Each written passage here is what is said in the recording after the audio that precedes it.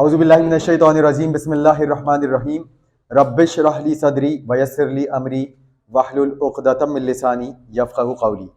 Factorise करने के लिए एक 3 टर्म का सवाल हमारे सामने है और जब कभी भी आप किसी भी एक्सप्रेशन को फैक्टराइज करें, चाहे उसमें 2 टर्म्स हों, 3 टर्म्स हों, 4 टर्म्स हों, सबसे पहला काम फैक्टराइजेशन करने का होता है ये चेक करना कि कुछ कॉमन आ रहा है या नहीं, और फिर साथ में इस बात को भी मद्देनजर रखना कि हम कितनी टर्म्स पर काम कर रहे हैं। याद रखिएगा, फैक्टराइजेशन के बहुत सारे डिसीजंस डिपेंड करते हैं टर्म्स की तादाद पर।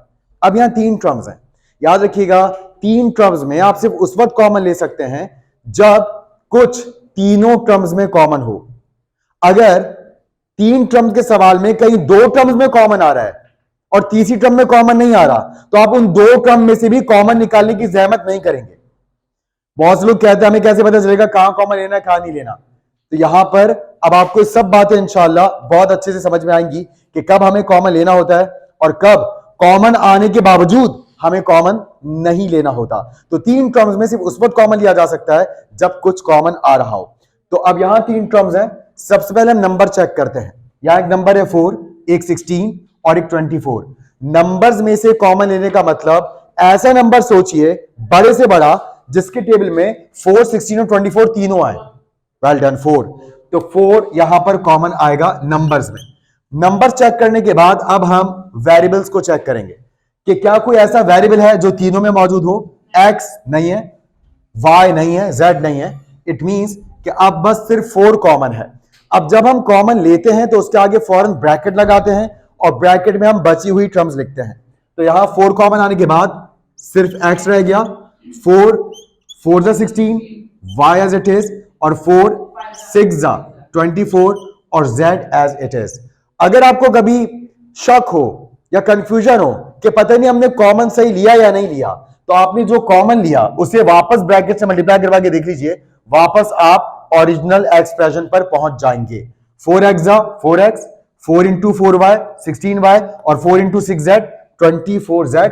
यूं ये फैक्टराइज हो गया जी क्लास। यहां पर भी 3 टर्म्स हैं और 3 टर्म में हम सिर्फ उस वक्त कॉमन लेते हैं जब कुछ तीनों में कॉमन हो। तो यहां नंबर्स पर बात करें तो 1, 3 और 4 नंबर्स में तो कुछ भी कॉमन नहीं आने वाला। x हमें तीनों में दिख रहा है। अब x कौन सा हमें कॉमन लेना है, तो आप देख सकते हैं यहां पर इत्तेफाक से तीनों ही टर्म्स में x स्क्वायर है। लेकिन याद रखिएगा अगर कभी डिफरेंट पावर्स हो, कहीं x 5 हो, कहीं x 4 हो, कहीं x क्यूब हो, कहीं x स्क्वायर हो, तो याद रखिएगा हम सबसे छोटी पावर के साथ x कॉमन लेंगे, क्योंकि सबसे छोटी पावर के साथ ही आप तमाम टर्म में से कॉमन निकाल सकेंगे। तो यहां तो खैर सब जगह क्योंकि x स्क्वायर है इसलिए कॉमन में आएगा x स्क्वायर। और जब आप कुछ कॉमन निकालते हैं तो आगे ब्रैकेट लगाते हैं और ब्रैकेट में बची हुई टर्म्स लिखते हैं। तो x स्क्वायर मुकम्मल तौर पे बाहर है या 1 आ जाएगा, क्योंकि x स्क्वायर 1 जा ही x स्क्वायर होता है। यहां पर 3y रह जाएगा और प्लस साइन के बाद यहां 4y स्क्वायर z रह जाएगा। यूं ये सवाल भी यहां मुकम्मल हुआ जी क्लास। अब ये सवाल देखिएगा, सबसे पहले नंबर्स पर नजर डालते हैं। 3, 6 और 3 के टेबल में आते हैं तो नंबर्स में 3 कॉमन, p तीनों में है, q भी तीनों में है, तो p और q भी 3 के साथ कॉमन है। अब फर्स्ट टर्म में देखें तो 3pq बाहर आने के बाद r रह गया। 3 कितने से 6 होता है, 2 जा 6 होता है, pq बाहर है, सिर्फ t रह गया और प्लस साइन के बाद 3pq बाहर निकलने के बाद सिर्फ s रह गया।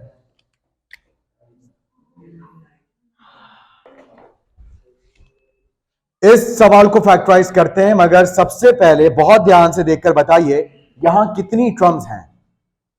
वेल डन, 2 टर्म्स हैं, क्योंकि मल्टीप्लाइंग फॉर्म में मौजूद जितने भी ब्रैकेट्स वो एक टर्म माने जाते हैं। तो इसका मतलब ये हुआ कि अब हमें एक ये पार्ट है, एक ये टर्म है और एक ये टर्म है, इनमें ऑब्जर्व करना है कि क्या कॉमन आ सकता है। तो सबसे पहले नंबर्स देखें तो इधर 9 है और इधर 18 है। वो कौन सा बड़े से बड़ा नंबर जो 9 और 18 दोनों को अपने टेबल में लाए। Well done, 9। उसके बाद आप देख सकते हैं 9 के साथ इधर भी q और इधर भी q है, मगर इधर q की पावर 1 है और इधर q की पावर स्क्वायर है। तो हम लीस्ट पावर के साथ q को कॉमन लेंगे, q की कम से कम पावर 1 है, क्योंकि आप यहां से भी एक q बाहर निकाल सकते हैं और वहां से भी आप 2 में से एक q बाहर निकाल के लिख सकते हैं। लेकिन आप q स्क्वायर क्यों नहीं कॉमन ले सकते, क्योंकि ये टर्म तो आपको 2 क्यू प्रोवाइड कर सकती है, पावर मतलब तादाद कि कितने क्यू मल्टीप्लाइंग फॉर्म में है, तो ये टर्म तो आपको 2 क्यू दे सकती है, मगर ये टर्म के पास तो बेचारी के पास है ही 1 क्यू, तो ये तो 2 क्यू आपको नहीं बाहर दे सकती। यही वजह है कि जिस टर्म के पास सबसे कम तादाद में वेरिएबल होता है, वो तादाद मतलब पावर, जिस टर्म में हम जितनी कम वैल्यू में पावर के तौर पर उस वैल्यू को देखते हैं, उसी वेरिएबल को हम कम से कम पावर के साथ कॉमन निकालते हैं। तो यहां Q और R की पावर भी 1 और साथ bracket S square plus T square यहां पर भी है और S square plus T square का ब्रैकेट वहां पर भी है, तो S square plus T square का ब्रैकेट भी कॉमन। तो अब तक हमने कॉमन लेने का अमल पूरा किया है, यानी कि हमने अब तक ये डिसाइड किया है कि हम क्या कॉमन निकाल रहे हैं। So we are going to take common 9QR into S square plus T square from both of the given terms. ये चीज तो वो है जो हम कॉमन निकाल रहे हैं। अब जो बचता है, बची हुई चीजों को लिखने के लिए एक बार फिर एक नया ब्रैकेट लगाया जाता है जिसमें अब हम बची हुई टर्म्स लिखेंगे। तो फर्स्ट टर्म में से देखते हैं 9QR और ब्रैकेट बाहर आने के बाद क्या बचा, तो कुछ भी नहीं बचा। 9 भी बाहर फर्स्ट टर्म का, Q भी बाहर, R भी बाहर, ब्रैकेट भी बाहर। तो जब कोई टर्म मुकम्मल तौर पर बाहर हो तो फिर ब्रैकेट में आप उसकी जगह क्या लिखते हैं, 1 लिखते हैं, क्योंकि पूरी वैल्यू 1 से मल्टीप्लाई करी वापस यहां पर ऐसे पहुंच सकती है। ठीक, उसके बाद प्लस साइन। अब 9 कितने से 18, 9 2 18, यहां 2 क्यू थे, 1 क्यू बाहर है, तो अंदर कितने क्यू रह गए, सिर्फ 1 क्यू। यहां 2 आर में से 1 आर बाहर है, अंदर सिर्फ 1 आर रह गया, और एक ही ब्रैकेट था क्योंकि ब्रैकेट के ऊपर पावर 1 है, वो एक ब्रैकेट कॉमन के तौर पर बाहर मौजूद है, इसलिए ये ब्रैकेट यहां पर नहीं लिखा जाएगा। Here we have 3 fractions in this question and we are required to factorize these 3 terms, जिसके लिए सबसे पहला स्टेप कॉमन, और वही कॉमन आएगा जो तीनों टर्म्स में कॉमन होगा। और याद रखिएगा जब टर्म्स फ्रैक्शन हो तो आप न्यूमरेटर में से अलग कॉमन सेलेक्ट करते हैं और उसे न्यूमरेटर में लिखते हैं, डिनोमिनेटर में से अलग कॉमन सेलेक्ट करते हैं और उसे कहां लिखते हैं, डिनोमिनेटर में लिखते हैं।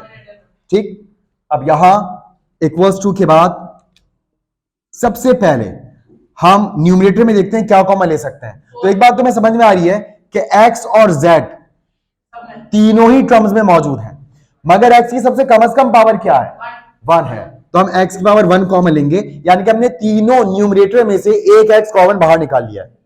इसी तरह से z की बात करें तो यहां z की पावर 2 है, यहां z की पावर 2 है, यहां z की पावर 3 है, तो z की कम से कम पावर क्या है, 2 है, तो हमने यहां से 2z हर टर्म में से कॉमन निकाल लिए हैं।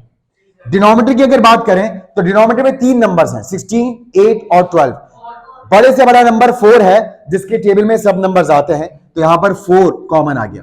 अब हमने ब्रैकेट लगाया है ताकि इस ब्रैकेट में हम बची हुई टर्म्स को लिख सकें। ठीक, तो अब यहां पर आप देख सकते हैं एक x था, वो x बाहर है, 2 z थे, दोनों z बाहर है, ऊपर कुछ नहीं बचा तो क्या लिख देंगे, 1, और डिवाइडेड बाय 4 कितने का 16 होता है, 4 4 जा 16 होता है। फिर माइनस साइन है, माइनस साइन लगाया। अब आप देख सकते हैं 2x है सेकंड टर्म में, मगर हमने कितने x बाहर लिखे हैं, सिर्फ 1, तो यहां कितने x आ गए, 1x आ गया है, और पावर 1 लिखते नहीं है। इसी तरह यहां 2 z है सेकंड टर्म में, और बाहर हमने कॉमन कितने z बाहर निकाल लिए हैं, 2z कॉमन बाहर निकाल लिए हैं, तो अब z नहीं बचा। ठीक, z हम नहीं लिखेंगे, और डिनोमिनेटर में 4 2 जा 8 हो जाएगा। फिर प्लस साइन के बाद यहां 2x है थर्ड टर्म में, और 1x बाहर कॉमन में है, तो 1 बाहर आने के बाद इधर थर्ड टर्म में सिर्फ 1x रह गया है, और 3 में से 2z बाहर, तो 1z अंदर, और यहां पर 4 3 जा 12। बिल्कुल, ये इसकी फैक्टराइजेशन हो गई।